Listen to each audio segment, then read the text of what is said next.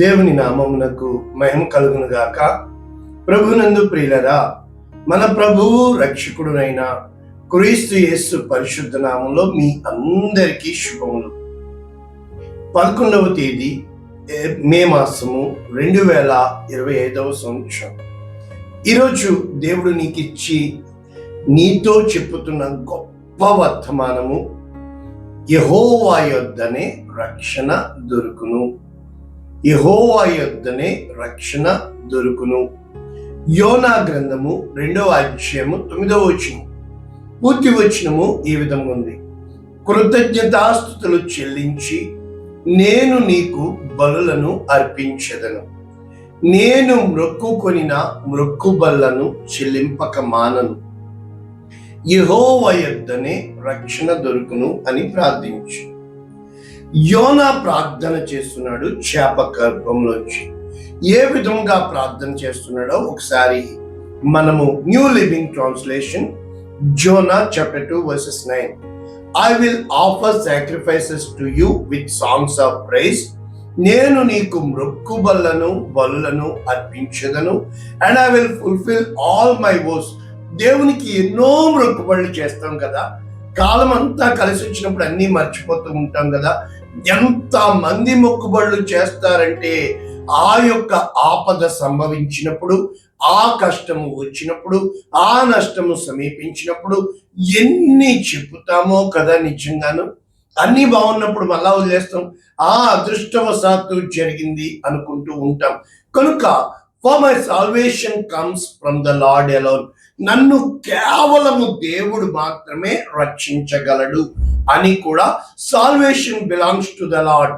దేవుడు మాత్రమే రక్షణ చెందినది, మరి ఎవ్వరూ కూడా రక్షించలేరు అన్నది ఇక్కడ భావము. మనం చూస్తే ఈ యోనా గ్రంథము, మరి నేను వాక్యం చెప్పి ఉన్నాను, అక్కడ మీరు చూడగలుగుతున్నారు.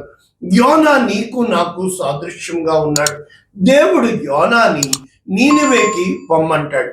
అయితే నీనివే అంటే యోనాకి ఇష్టం లేదు కనుక తర్షీషు వెళ్ళిపోతాడు. చాలా మంది మనము వాక్యం చెప్తున్నప్పుడు చెప్పొచ్చు, నీనివే పొమ్మన్నాడు కానీ తర్షీషు పోయాడు. కానీ మనం ఏం చేస్తాం? మనము అదే చేస్తాం. ఫలానా వాళ్ళ దగ్గరికి పొమ్మంటాడు దేవుడు, కానీ మనం వెళ్ళం. వాళ్ళంటే మనకి ఇష్టం లేదు, వాళ్ళంటే మనకి గిట్టరు. కనుక ఏమి జరుగుతుంది? ఇప్పుడు ఇండియా పాకిస్తాన్ యుద్ధం అంటున్నారు.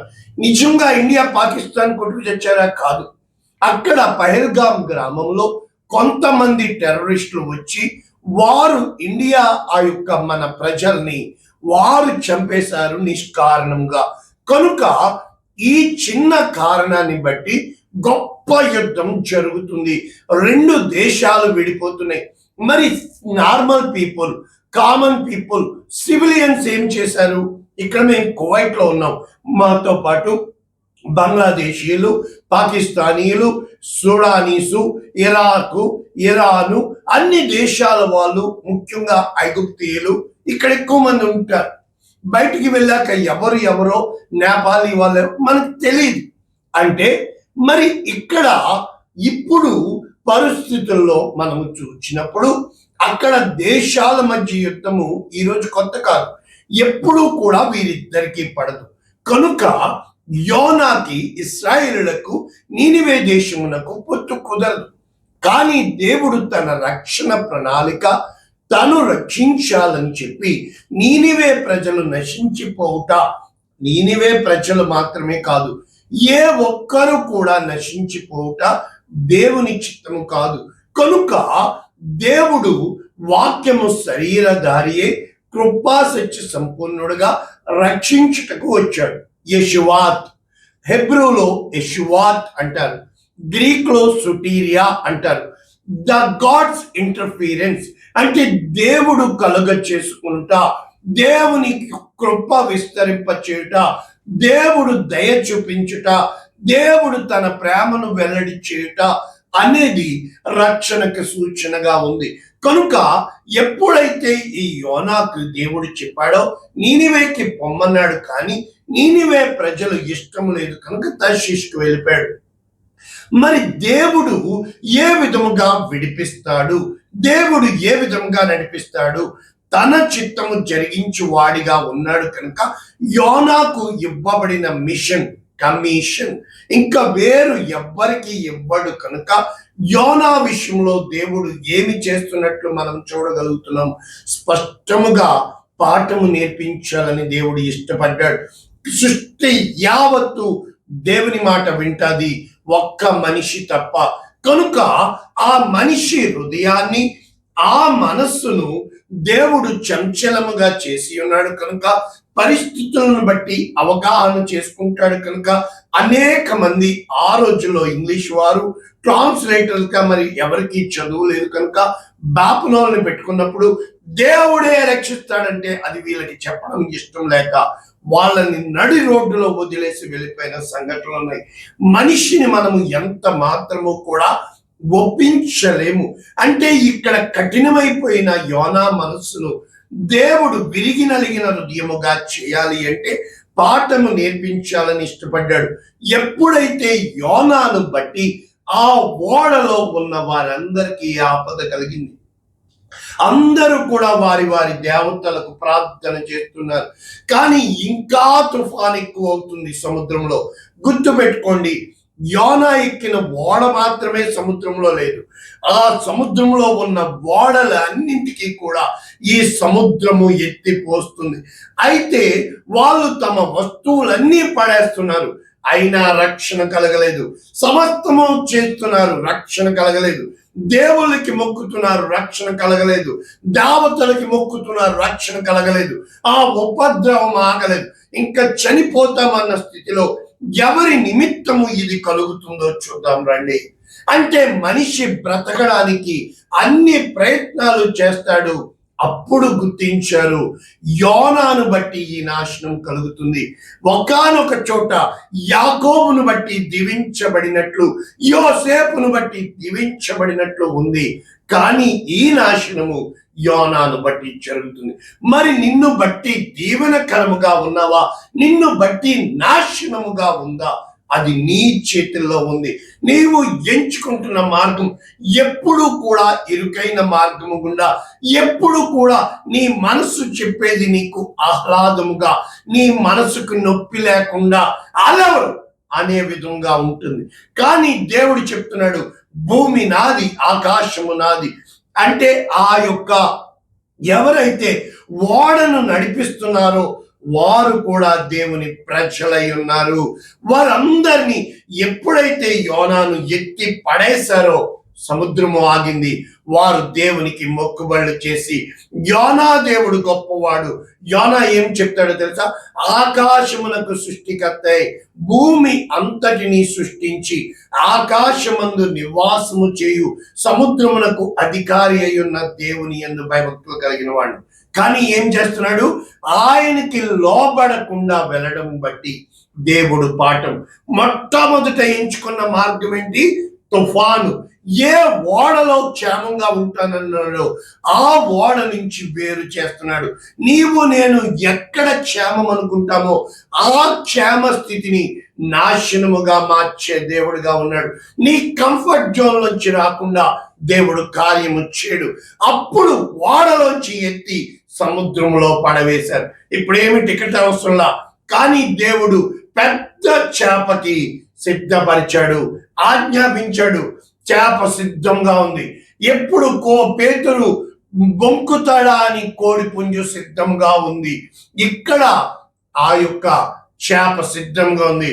పడేనప్పా నోరు తెరుచుకుని పడేసిన మరుక్షణము యోనాని చేప గర్భంలో 3 రాత్రులు పగల్లో పెట్టినట్లు వాక్యము చూడగలుగుతున్నాం. ఇప్పుడు యోనాకి ఎంతవరకు తెలుసు? వారు ఎత్తి పడేసినంత వరకు నన్ను బట్టి ఈ కార్యము జరిగింది, నేను దేవుని యొద్ద నుండి పారిపోతున్నాను. కనుక ఇప్పుడు దేవుని యొద్దకు తిరిగి తెచ్చుటకు యోనాని భద్రంగా పెట్టాడు. చేప కడుపులో యోనాని భద్రంగా పెట్టాడు. ఆ యొక్క ఎటువంటి టికెట్ అవసరం లేదు, ఎక్కడికి వెళ్తున్నాడో తెలీదు, ఎక్కడ ఉన్నాడో తెలీదు. కానీ ప్రార్థన చేయడం ప్రారంభించాడు. దేవునికి తిరిగి మొక్కుబడులు చెల్లించడం ప్రారంభించాడు. ఏమంటున్నాడు యోనా తెలుసా? మరి యోనాయే కదా ఈ గ్రంథాన్ని రాసింది. కనుక యోనా చెప్పుతుంది ఏమిటనంటే, నేను ఉపద్రవములో ఉండి యెహోవాకు మనవి చేయగా పాతాళ గర్భములో నుండి నేను కేకలు వేయగా ఆయన నా ప్రార్థన అంగీకరించి ఉన్నాడు. కనుక ఇదే వాక్యాలు కీర్తనాకారుడు తన జీవితంలో రాస్తూ కీర్తన 50:14 దేవునికి స్తుతియాగము చేయము, మహోన్నతునికి నీ మొక్కుబడులు చెల్లించుము, ఆపత్కాలమున నీవు నన్ను గూర్చి మొర్రపెట్టుము, నేను నిన్ను విడిపించెదను, నీవు నన్ను మహిమపరచెదవు. కనుక ఆపత్కాలం వచ్చినప్పుడు మనుష్యుల్ని ఆశ్రయించగా, ఆపత్కాలం వచ్చినప్పుడు దేవుని ఎదుట సాగిలపడు. ఆపత్కాలాన్ని నీకు పంపిస్తుంది నిన్ను నాశనం చేయడానికి కాదు, దేవుణ్ణి వెతుకుతావని. కనుక కీర్తనాకారుడు 3వ కీర్తనలో ఏమంటున్నాడు? రక్షణ యెహోవాది, నీ ప్రజల మీదకి ఆశీర్వాదం వచ్చునుగాక. ఎందుకు? నన్ను బాధించువారు విస్తరించి ఉన్నారు, నా మీదకి లేచువారు అనేకులు. దేవుని రక్షణ అతనికి దొరకదు. దేవుడు దర్శనము తీసివేసి ఉన్నాడు, అతన్ని దేవుడు వదిలిపెట్టి ఉన్నాడు అని ఎంత భయంకరమైన మాటలు మాట్లాడతారు. అప్పుడు నేను చేసింది నువ్వు చేయాల్సింది, ఎలుగెత్తి నేను యెహోవాకు మొర్ర పెట్టినప్పుడు ఆయన నాకు ఆధారము. నేను పండుకున్న నిద్రపోయిన 10,000 మంది నా మీదకు వచ్చిన, నా ఎడమ పక్కన 1000 మంది, నా కుడి వేళకను 10,000 మంది కూలిన అపాయములకు నేను భయపడను. నా దేవుడు నాకు తోడై ఉన్నాడు, నా దేవుడు నన్ను రక్షిస్తాడు. కారణం ఏంటో తెలుసా? మనము ఎప్పుడైతే మనుషుల మీద ఆధారపడతామో నా కాలు జారుటకు కొంచెము ఉన్నది. కానీ కీర్తన 116:8 కీర్తనాకారుడు అంటాడు, మరణము నుండి నా ప్రాణమును, కన్నీళ్లు విడవకుండా నా కన్నులను, జారి పడకుండా నా పాదములను నీవు తప్పించి ఉన్నావు. సజీవులున్న దేశంలో యెహోవా సన్నిధిని ఇలాగు నేను మిగుల బాధపడి ఉన్నాను. కానీ నేను మనుషులను లక్ష్య పెట్టాను, కానీ యెహోవా నాకు చేసిన ఉపకారములకు నేనేమి చెల్లిస్తాను? రక్షణ పాత్రను చేతపుచ్చుకుని, రక్షణ ఉచితము, దేవుడు ఉచితముగా చేస్తాడు. కానీ ఆ రక్షణ పాత్ర పట్టుకొని ఆయన చెప్పిన మార్గంలో నడువుటే ఆశీర్వాదం, ఆయన చెప్పిన మార్గములకు లోబడటమే ఆశీర్వాదం, ఆయన చిత్తమునకు తల దించుకోవడమే ఆశీర్వాదం, ఆయన ప్రణాళికలో ఇమిడిపోవటే ఆశీర్వాదం. ఎప్పుడైతే నువ్వు తన్నేస్తావో, నేను తగ్గను అంటావో, అది సినిమాలో పనికొత్తదేమో, కానీ జీవితంలో తన్ను తాను తగ్గించుకున్నవాడు హెచ్చింపబడును. ఒక్కసారి దర్శనమిస్తే దేవుడు దాన్ని వెనక్కి తీయడు. నువ్వు ఏ స్థితిలో ఉన్నా, చేప గర్భంలో ఉన్నా కూడా దేవుడు నిన్ను బయటికి తీసుకురాగలడు. ఏ స్థితిలో పడిపోయినా భయంకరమైన వ్యభిచారంలోంచి మగ్దలేనే మరియను దేవుడు రక్షించాడు. ఎవడండి చెప్పాడు పాపం ఉందని? ఎవడండి చెప్పాడు శాపం ఉందని? పాపుల కొరకై యేసుక్రీస్తు ప్రభు వచ్చాడు. ఆయన రక్షకుడుగా వచ్చాడు, కానీ శిక్షించడానికి రాలేదు. ఆయన దీవించడానికి వచ్చాడు తప్ప కీడు చేయడానికి కాదు. ఆయన గొప్ప హృదయం గలవాడు. ఈ మనుష్యులు నిన్ను వారి మనసు ఉన్నంత వరకు వారికి నచ్చినట్లు నీ ఉండాలని పెడతారు. ఏ రోజు ఎవరిని లక్ష్య పెట్టమాక, దేవుడు నీకు చెప్పింది చెయ్యి. నాకు చెప్పాడు, కుసో నిన్ను పోషించువాడని నేనని, నిన్ను పిలిచిన దేవుడు నమ్మదగిన వాడని. చేప గర్భంలో యోనా 3 రోజులు ఉన్నాడేమో, నేను నా యొక్క ఇంటిలో 9 నెలలని లెక్క చెబుతున్నాను, నాకు సాక్ష్యం ఉంది. నా దేవుడు సజీవుడు. సురేష్ యొక్క దేవుడు, నా దేవుడు నన్ను పోషించాడు, నాకు అక్కామ వేశాడు, సమస్తము చేశాడు. దేవుని యందు నువ్వు రోషము కలిగి ఉంటావో, దేవుని యందు నువ్వు నమ్మకం కలిగి ఉంటావో, దేవుని యందు విశ్వాసము కలిగి ఉంటావో, సురేష్ దేవుడిగా దేవుడు కావాలి అంటే కొన్నాళ్ళు దుఃఖము గుండా, కొన్నాళ్ళు వేదన గుండా, అది కూడా నా కోసం కాదు. ఏమి తిందునో ఏం తగ్గ, అన్ని కువైట్ పుష్కలంగా ఉన్నాయి, కానీ అయ్యో నశించిపోతున్నారే, అయ్యో దర్శనం నుంచి వేరైపోయారు, అయ్యో మనుషుల్ని ఆకట్టుకుని. ఏ రోజు మనుషుల్ని ఆకట్టుకోవద్దు. దేవుని పాదాల యొద్ద కనిపెట్టు, దేవుని దర్శనంలో ఉండు. వారిలో ఒంటరి అయిన వాడు 1000 మంది. 3 రోజుల ట్రైనింగ్ అండి. అంటే ఒక సేవకుడికి దేవుడు ట్రైనింగ్ ఎక్కడెత్తాడు తెలుసా? మరణాపాయ స్థితిలోకి, ఒంటరి స్థితిలోకి. నరకము ఎలా ఉంటుందో రుచి చూచాను నేను, నాకు తెలుసు. నా ముందే మళ్ళా మీరు చేసిన తప్పు, నో నెవర్ ఎవర్ యాక్సెప్ట్. ప్రజల ముందు నీ తప్పును ఒప్పుకోకు, దేవుని ముందు నీ తప్పుని ఒప్పుకో. దేవుడు ఏ రోజు నిన్ను తల దించేవాడిగా చేయడు, తల ఎత్తేవాడుగానే ఎత్తాడు. ఈ మనుషులు ఈ లోక జ్ఞానాన్ని ఎత్తారు, పరలోక జ్ఞానాన్ని దేవుడు చెప్తాడు. ఎప్పుడైతే యోనా చేస్తున్న ఈ ప్రార్థన, యోనా చేసిన ప్రకటన కంటే యోనా దేవుని యొద్ద సాగిలిపడిన దినములు, యోనాకి 2వ అవకాశం ఇచ్చిన దేవుడు, యోనా బయలుదేరి వెళ్ళాడండి. దేవుడు ముందుగానే వెళ్ళాడు. రాజ్యం మొదలుకొని చిన్నవారి వరకు, పశువులు మొదలుకొని సమస్తము పెంట కుప్పల మీద కూర్చుని, దోలి మీద వేసుకుని, గోనె పట్ట కట్టుకుని, గుండెలు బాదుకొని దేవుని రక్షణ కొరకు వారు ఎదురు చూశారు. దేవుడు చలించిపోయాడు. చేస్తానన్న కీడు చేయక ఆశీర్వదించడం మొదలుపెట్టాడు. మళ్ళా యోనా కథకొస్తే మళ్ళా యోనాకు కోపం వచ్చింది. అది ఈరోజు మన సబ్జెక్ట్ కాదు. దేవుడు రక్షించేవాడే, దేవుడు కనికరము చూపించేవాడే, దేవుడు కృప చూపించేవాడే, దేవుడు మేలు చేసేవాడే తప్ప ఆయన యందు ఎంత మాత్రము కూడా కీడు లేదు, ఆయన యందు ఎంత మాత్రము కూడా అన్యాయం లేదు. దేవుడు న్యాయాధిపతి. నీకిచ్చిన దర్శనము కొన్నాళ్ళు నువ్వు కూర్చోవచ్చు, కానీ శాశ్వతమైన ప్రేమతో నిన్ను ప్రేమిస్తున్న దేవుడు, ఆయన విడువక కృప చూపుట యందు లక్ష్యముంచిన దేవుడు, నిన్నుగా ప్రేమించే దేవుడు. మరి నువ్వు ఎవరు? నీ వ్యక్తిత్వాన్ని చూపాలిగా. నీవు దేవుని యందు ఆధారపడుతున్నావా, లేక ఉన్న మనుష్యులను బట్ట?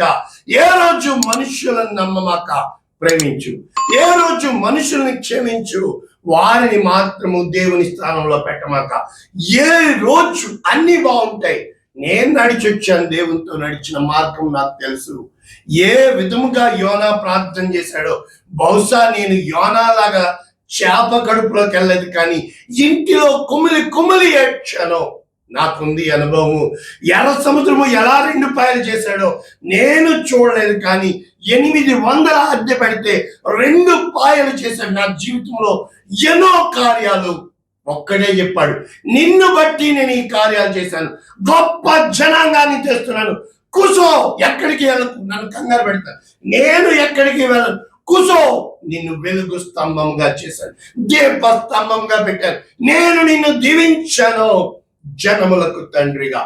ఏ రోజునో అయితే రక్షణ యెహోవాది. రక్షణ అంటే సోటీరియా, Yeshua. The moment you called Yeshua, Jesus, యేసు రక్షించేవాడు. యేసయ్యా రక్షించు, ఒక్క మాట చాలు.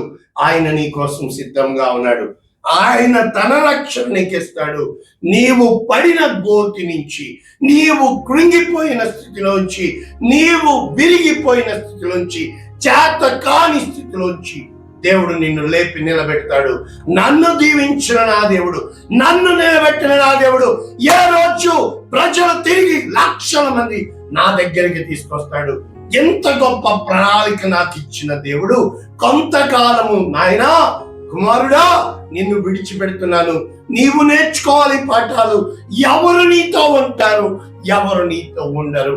కనుక ఆ యోనా ఆ చేప కడుపులో, ఇప్పుడు చేప ధన్యమైందా, యోనా ధన్యమయ్యాడా అంటే, ఒక ప్రతి స్థితిని, అగ్ని గుండములో సైతము షడ్రక్, మేషక్, అబేద్నెగోలతో ఉన్న దేవుడు, సింహాల గుహలో దానియేలుతో ఉన్న దేవుడు, చేప గర్భంలో యోనాతో ఉన్న దేవుడు, నాతో ఉన్న దేవుడు, నీతో ఉంటాడు, నీ కన్నీటిలో ఉంటాడు, నీ పలకరింపులో ఉంటాడు, నీ బాధలో ఉంటాడు, నీ దుఃఖంలో ఉంటాడు, నీ వేదనలో ఉంటాడు. ఆయన నీతోనే ఉన్నాడు. ఆయన పేరు ఇమ్మానుయేలు, దేవుడు మనకు తోడై ఉన్నాడు. ప్రార్థన చేద్దామా? ఇక ఎంత మాత్రము కూడా నీవు ఉన్న స్థలాన్ని బట్టి కాక అది ప్రార్థనా మందిరముగా మారబడుతుందా? అది ఇక్కడి నుంచి దేవునికి నైవేద్యం వెళుతుందా? దేవునికి మరుగైన స్థలము ఏదీ లేదు. చేప గర్భంలోంచి ప్రార్థన చేస్తుంటే దేవుడు లక్ష్య పెట్టాడు. నీవు ఎక్కడ నుంచి చేస్తున్నావు అన్నది ముఖ్యం కాదు, ఎవరికి ప్రార్థన చేస్తున్నావు. ఆయన నిన్ను రక్షించే దేవుడని. పరిశుద్ధుడా, ప్రేమ కలిగిన తండ్రి, విత్తబడిన వాక్యమును దీవించి అనేక మందికి ఆశీర్వాదముగా, అనేక మందికి దీవెనకరముగా, నీ నామమునకు మహిమకరముగా మేము బ్రతికినను చనిపోయినను మా దేవుడు మమ్మల్ని పేరు పెట్టి పిలిచాడు.